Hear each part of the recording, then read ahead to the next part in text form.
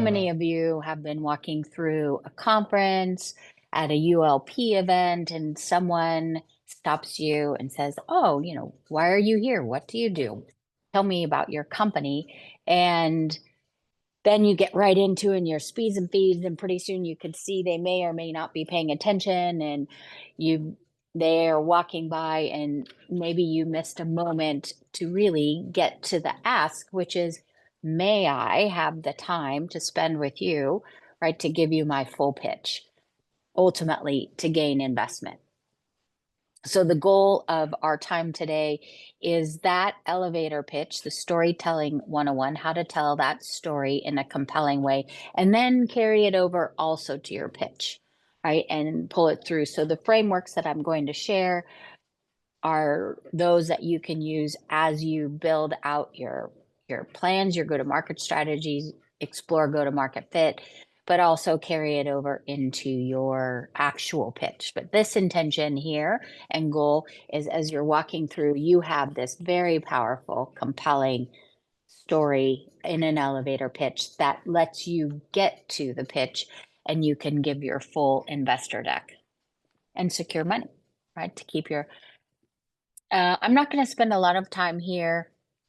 It's just a little bit of background on me, and my pitch is that I work with companies like yours, growth-minded, smaller companies, startups, early stage, restart, anything that's seismic, to help them know where to focus their time, money, and resources. And we do that through a disciplined marketing and brand strategy. So I say, whether you have $1 or 1 million, you know where to spend it because you have your true north established, and everything you do is building to that. My passion is, I have always wanted to do this with smaller companies because I believe it is so critical to long-term success and growth. And that's why ultimately I started my firm 2 years ago. I enjoyed my career journey, loved building and pioneering new initiatives within small and large organizations across multiple industries. But I really am passionate about helping smaller companies, because I do think that's where true change and change for better is going to happen. So now I like to show this because we all think, and you remember economics, right? Supply and demand, we're all such logical decision makers.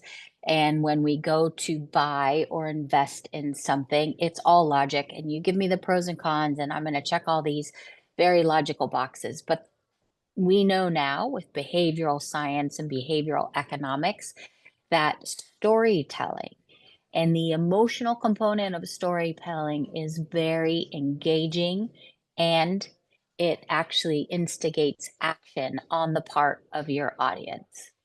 And I'm going to pause there. I'm highlighting here a meta-analysis that was published of 61 studies, and it shows that stories are more compelling than data. It's the most compelling in getting your audience.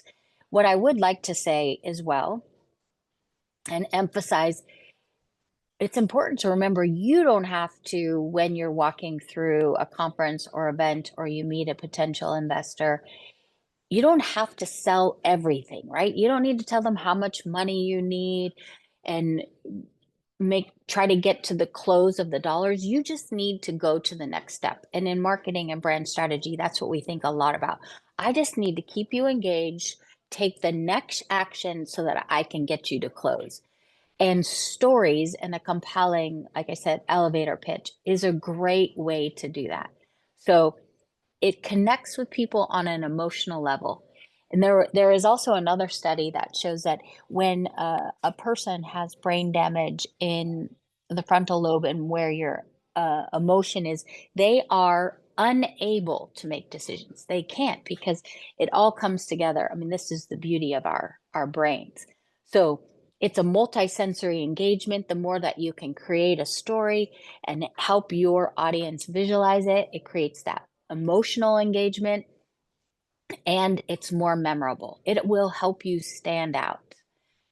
They could say, "Oh, I remember Sandra because when she started as executive director, I valued or the energy and enthusiasm and emotion that she brought and her why of joining ULP. So like that you would attach to. And I always talk about that, money is an emotional decision. We've learned a lot about that too. So you might be saying, well, is investing really an emotional decision? Yes, money is highly emotional. I also want to clarify that, of course, you have to have the table stakes in place. But I'm going to stick with healthcare because or in health tech, what I know best. So many pitches talk about improving patient outcomes, better quality of life for patients, better care. I mean, but those are really table stakes in the healthcare community. It's how you're going to do that. Is it more sustained? What specifically you're going to do? And that's why, again,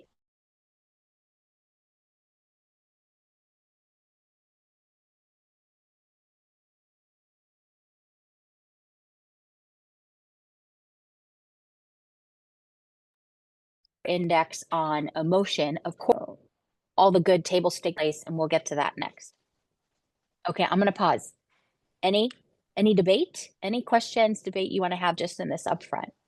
I'm personally trying to convince you of the value of storytelling, but there's a lot of science behind it, and it will help you get to the pitch when you create a compelling story. Okay, I'm going to keep going. I am a brand strategist at my core. We know in a harried world, right, that you have to stand for something singular in nature. You as a founder, you as a company, you as a product, you can't be all things to all people. And this is where storytelling is your first step in building your brand. And I love this quote by Michael Eisner that says, brand is a living entity. It's basically everything you do, right? It is enriched or undermined cumulatively over time, the product of 1,000 small gestures. Of course, Disney does this very well, but again, your story, how in its alignment with even your appearance, how you present it is all part of building your brand.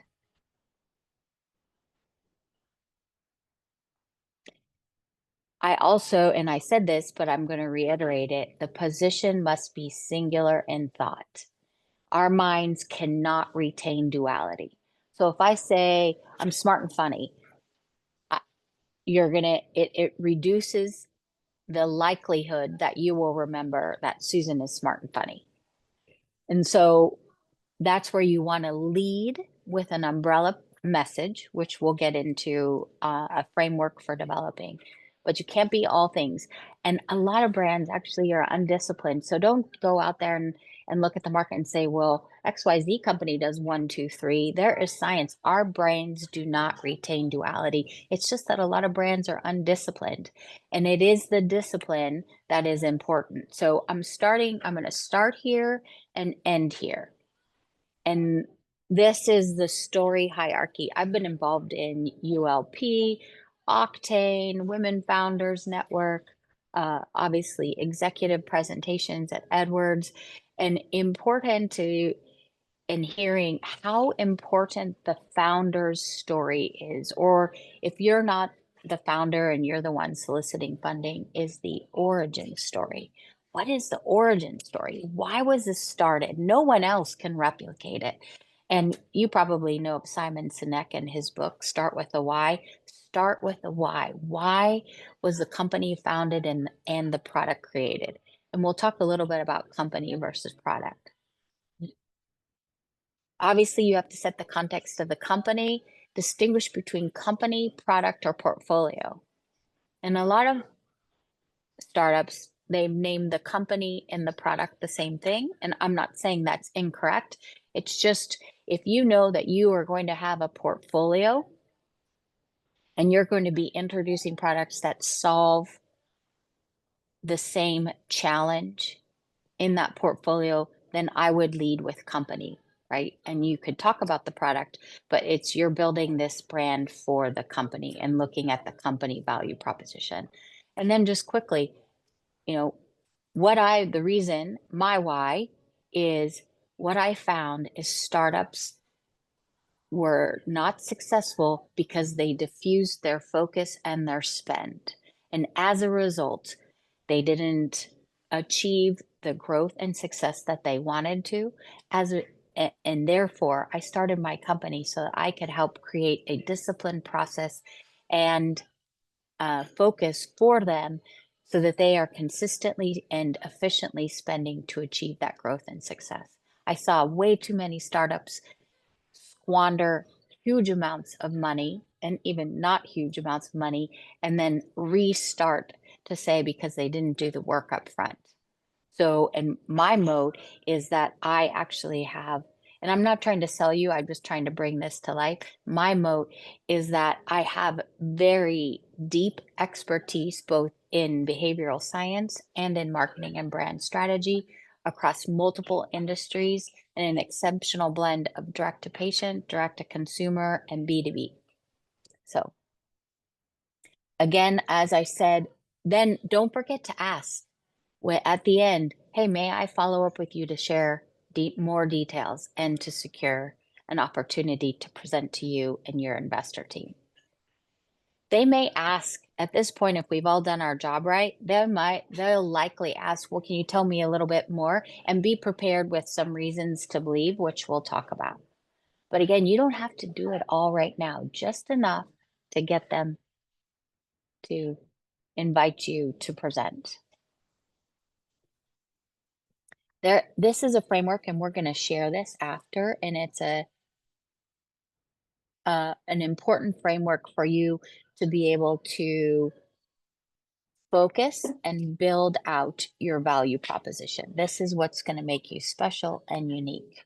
And the reason I also like to show this is because you can see the difference between the overarching, this is what the circle means, versus all the what we used to call when I was at Gateway, the speeds and feeds, right? We have 27 studies and we have 10 patents and you're just firing, but you haven't given your audience the opportunity to basically compartmentalize you in a good way, organize you in their mind. So I always like to say, this is where you start. Think about the investors. What are they facing every day? What are their demographics? They're investing in a lot of companies and they always say, I am going to give shots on goal, right? And you hear this. But what are the challenges? What are they passionate about? How can you engage with them?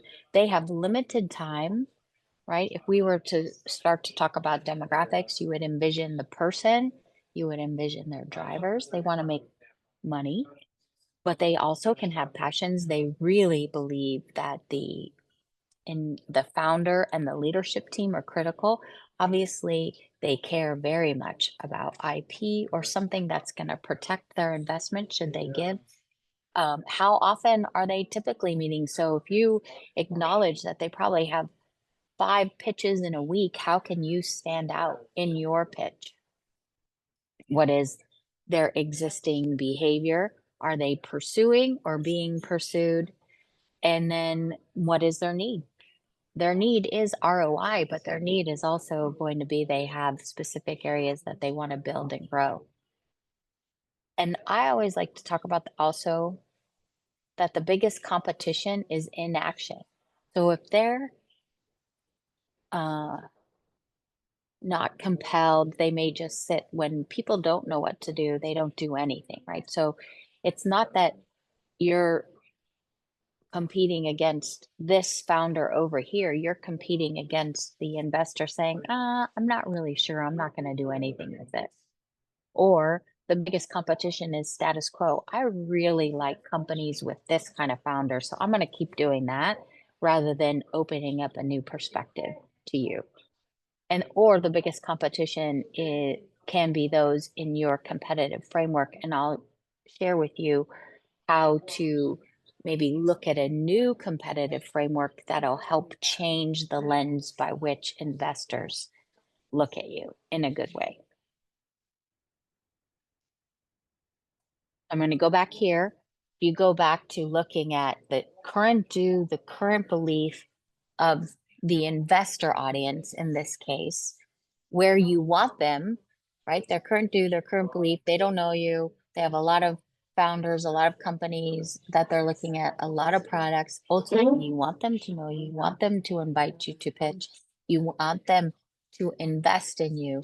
So, how do you take that and build a value proposition that will compel them? And again, keeping in mind, like fill out these reasons to believe, but know they're the reason to believe and not the overarching value proposition that you want to share. Another valuable framework is for competitive analysis. And this is where I was talking about, and I'm going to go to a consumer example. And you may already know this, but pudding, Jello pudding, used to always be relegated as a dessert. And what they decided, they wanted to grow their market share. So they decided rather than the category down here, what we call the primary variable marketing, but rather than being a dessert, they said, we want to be a snack, right? So over here, when you look at the differentiation, the dynamic variable, first, by calling themselves a snack, they're able to stand out already in a category. So if they're a dessert, they're chocolatey, they're delicious, they're competing against a chocolate bar. But if they're a snack, then they have a bit of an implication of health and nutrition. And they can pull on that over here in the differentiation. We are sweet and delicious, but we are also healthy and nutritious. So all of a sudden is they have sustenance as a differentiation in the snacked category, but I don't their differentiation as they've articulated it is something that you don't typically publish as a marketing and brand company. But if I were to define it, I would say that it is compelling sustenance versus just pure consumption for them within the snack category. You could also say delicious nutrition.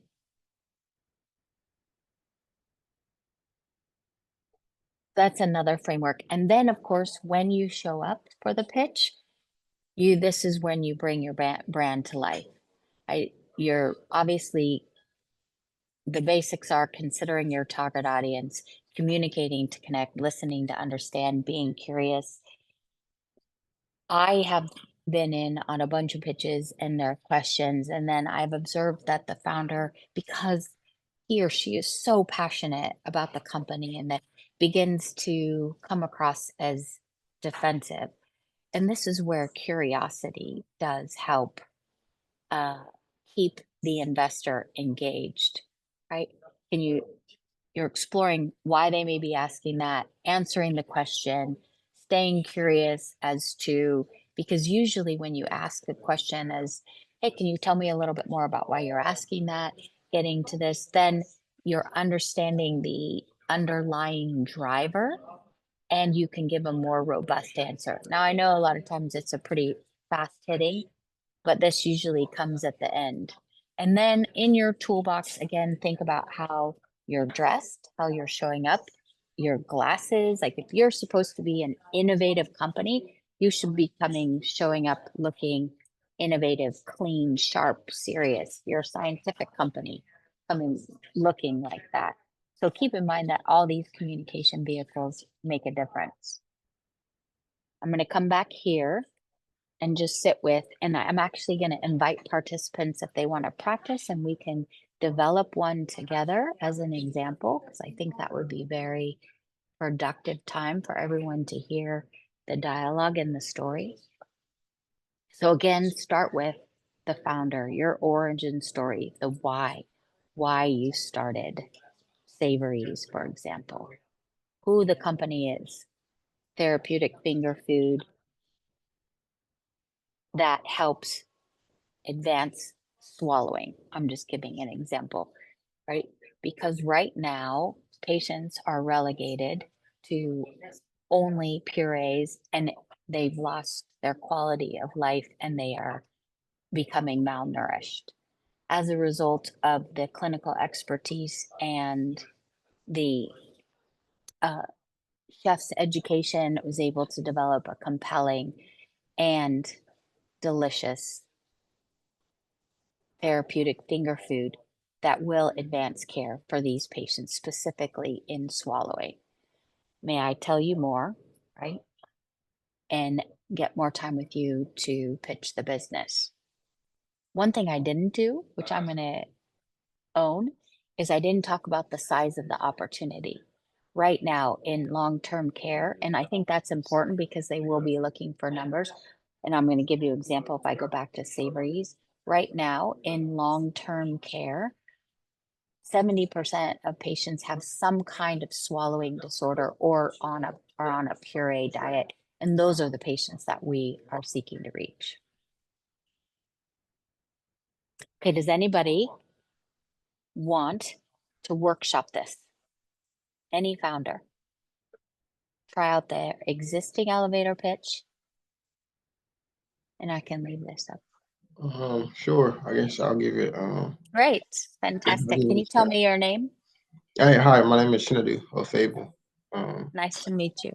Likewise too. First off, I want to say thank you, kind of, for having honestly all of us, and the entire deck was honestly very educational, very fruitful. Kind of Oh, each good, slide, thank you. yeah, each slide you said, okay, how can I kind of incorporate this into my kind of own industry? But um, all right, in a nutshell, I'm a financial professional with New York Life. So I'll try to like, I kind of I do have like my elevator pitch, so to speak, but I do Mm-hmm. want to try this approach. That way, kind of taking a new approach to kind of something I kind of already have in mind. So, yeah, I'll try it out, and please, kind of give me Okay, yeah. along the way. But yes, my name is Shanu Fable. I'm a financial professional. I'm with New York Life. And oftentimes I get the question as to why I kind of chose New York Life or why I'm in the I guess life insurance profession. Mm-hmm. One thing I always say first is I know when people hear the life at the end of a company's name, they think just life insurance. Um, and in that shit, that's like saying Amazon only sells books. But in a way, what kind of motivated me, got me into this position in my life was actually my mother. She's actually a charge nurse with Harvard UCLA, the medical center. And from a young Mm-hmm. age, since I was an infant, so to speak, I always saw her leave early in the morning and come back late at night. And I always saw how she was dedicated to just helping people. That was, yes, her job, her profession, but in my eyes, she's a superhero. Every day she's going to work and she's helping other people, other families to make sure that their livelihood is good as well. So I always thought that, yes, on the tail end, on the financial side, she'll always be taken care of. Like most people know, or most people have, when they have an employer, they're given life insurance. But around middle school, high school, I found out that Mm-hmm. once they retire or whether they leave that position, that Mm-hmm. policy leaves.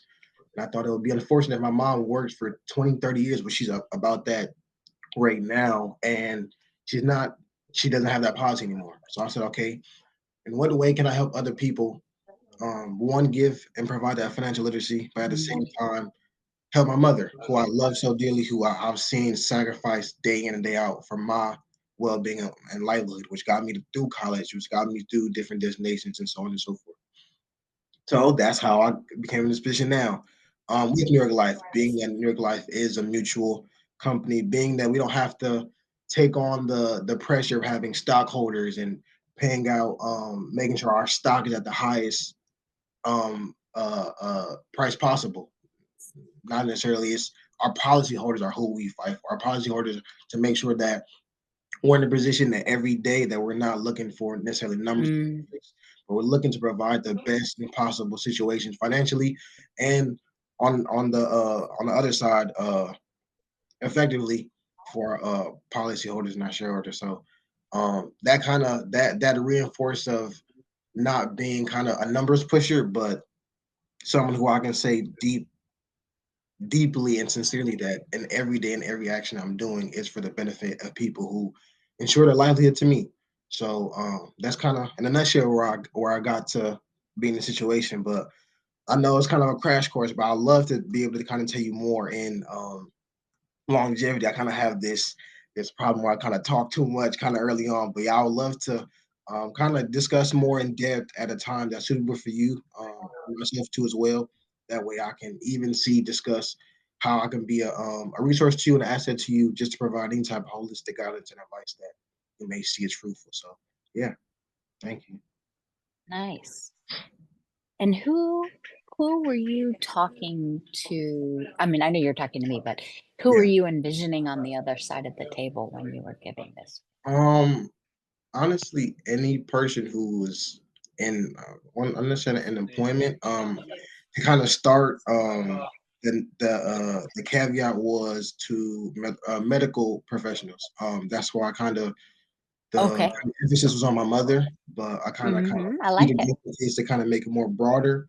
That's why I kind of Hmm. mentioned the fact that anybody who has an employer or anybody has a kind of job for the most part, they're in some type of group insurance provision. So kind of Do you want someone, uh, at least in this case, in it?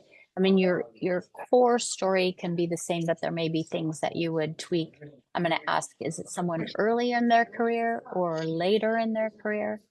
um for the more for like you said, it kind of can be tweaked. In a nutshell, I kind of wanna my it kind of goes back to my elevator pitch. I just in a nutshell say I help build and manage health portfolios, or not for, but wealth portfolios for anybody related to Uncle Sam. So kind of if you Hmm. relate to Uncle Sam, you kind of be young and old. Hmm.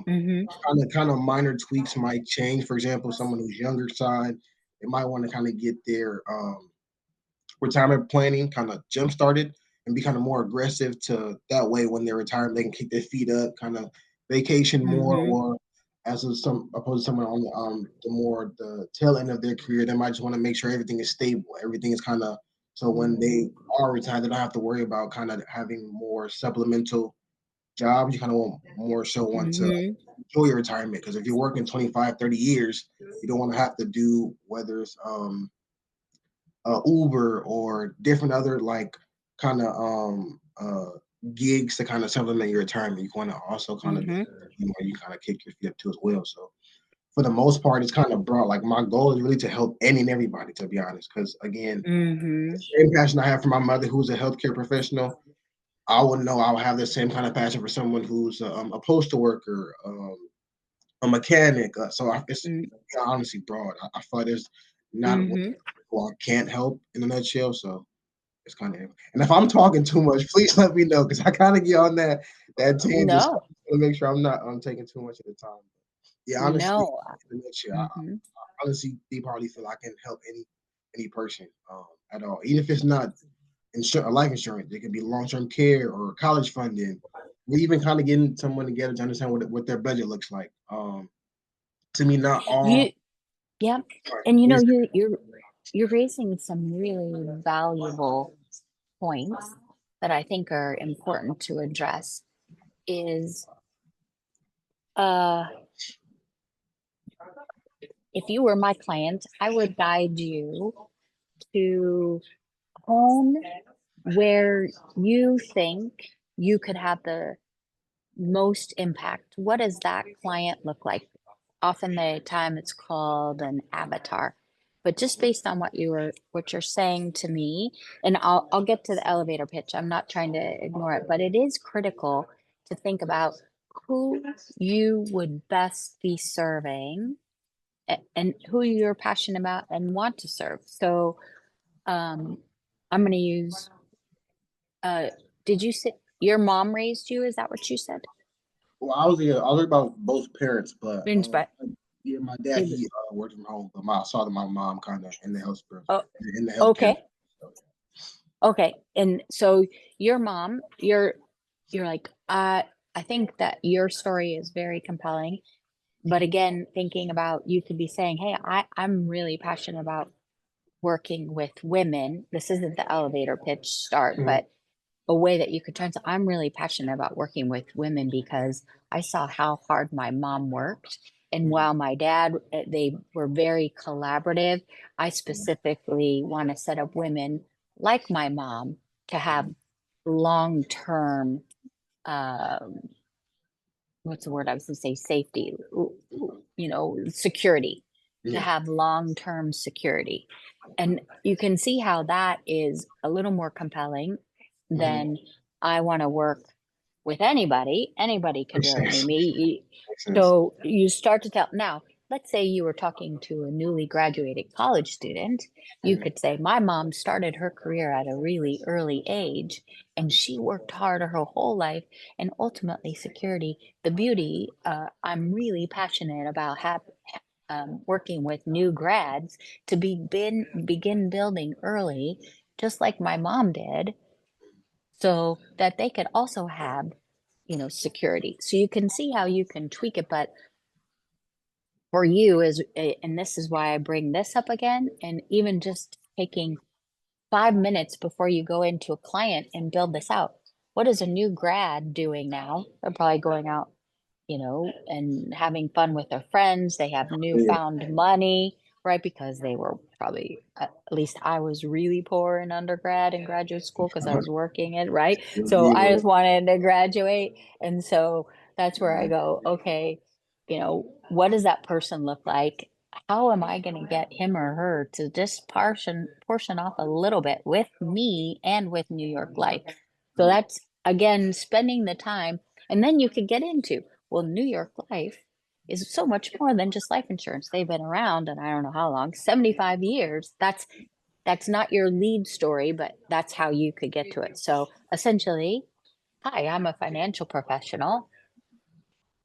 I chose this career because I know how much from watching my mom work so hard and create security for her and my dad later in life, how important that is. I chose New York Life because they are so much more than life insurance. They've been around 50 years, they're credible, trustworthy, right? And I'm seeking to work with people like you, new graduate, so that you start building now, because that's what my mom did and it worked great. And she had a trusted financial, and I saw how compelling that was.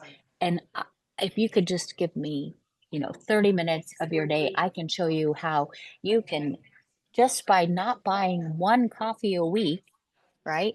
You can start to Yeah. put, just not, don't even say day, because that's not going to be realistic, but just by not buying one coffee a week, you could have $1 million by XYZ. So, and there are probably other New York life financial professionals out there. And let's say someone came across, or there's a JP Morgan or another financial professional, but now they're going to be like, this guy is going to guard my money like he would guard his mom's money, right? And that is a nice differentiator. So that's kind of how I would approach it. it the the strongest thing for your brand and for a company brand is also by being really clear what you are and what you're not. And remember what I said, that the mind can't hold two thoughts, Dualities, yeah. especially, yeah, the duality. Yep, exactly. So this is who are you have a little bit of a dual layer because you have to sell you and New York Life, but really New York Life, that's what I would say is probably table stakes. You just might need to clarify, like you did, and I copied you actually, that we're not just life insurance. We are financial planning. That's just a clarification, because otherwise I first have to kind of displace the position that I have for New York Life, but really you're working on you. I don't know, was that helpful? Yes, ma'am. Very much so. Thank you so much. Any follow-up questions? I do. Have you actually talked to somebody with New York Life before? I've heard that I want to say that coffee analogy a couple of times Oh, before. So it kind of sound like oh, yeah, I wouldn't, a lot of what I'm also sharing, and they've done a lot of studies around, is how to nudge people and to create habit. And they did a study in London, how to nudge people to save for retirement. So two things that are really important. This is just doesn't have to do with an elevator pitch. Mhm. Is creating something they call future self. And actually, you Mhm. could tie this into your elevator pitch, but it, mm, or any elevator pitch, but rather than uh, solely saying, give up one coffee per week, presenting, and I think I did this, I hope I did, and how you can retire with financial security I should have added something more emotional, which is and take, annual trips to Bahamas if you want to, or wherever you want to go, annual trips to Europe. You ideally know a little bit about your audience, but letting them see their future self, because I don't Mhm. want to sacrifice to save money. We all are built that we don't like to give up Yeah, things now unless I can really see and feel and touch. Like at yeah, Edwards, when we talked about, you know, getting a heart valve or getting treatment for aortic stenosis with patients, we would talk about, and you can play with your grandkids mhm. tomorrow after the procedure, right? You can take that walk around the block that you haven't been able to do for 6 months. Like you're just getting started. Keep going. Thank you. And Thank you so much. sure. Anybody else want to practice or questions about that? These two me, I see it consistently. I've experienced it myself. So important if you just take the time, even if you're just back of napkinning it, thinking about your audience purposefully, pausing, taking a moment, figuring out. I often talk about where you want them from and to. So even if I think about at a conference, a busy investor who's rushing through the room has a lot of things to do, has a ton of people tugging on him or her. I want that investor to stop and pause and talk with me. That's and why? That's the desire belief is because I am in this 15-second or 30-second elevator pitch going to be so compelling, both as a founder and as an offering, that he or she knows that they will be able to make or believe that I'm worth exploring because they can make money off of investing in my company, right? So how am I going to do that? I need to have this really differentiated special story, and I need to have a few reasons to believe that make it credible and believable.